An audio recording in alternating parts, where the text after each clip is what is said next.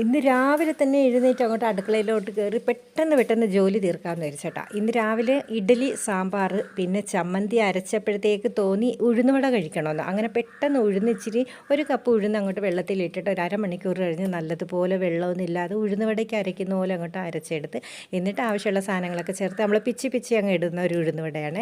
ഞങ്ങളുടെ കൊങ്കിണിയിൽ അതിന് അമ്പാടം എന്നാണ് പറയുന്നത് കേട്ടോ. അപ്പോൾ ഇഡ്ഡലി സാമ്പാർ ചമ്മന്തി പിന്നെ ഉഴുന്നുവട പിന്നെ ബ്രൂ കോഫി ഇത്രയായിരുന്നു രാവിലെ. അപ്പോൾ രാവിലത്തെ ജോലിയൊക്കെ തീർത്ത് ഇനി നമുക്ക് ക്ലീനിങ് ആണ് കേട്ടോ. തൂത്ത് തുടച്ചെല്ലാം വാരി വൃത്തിയാക്കണം. നാളെ വൃശ്ചികം ഒന്നല്ലേ, അപ്പോൾ തേജു നാളെ മാല ഇടുവാണ്.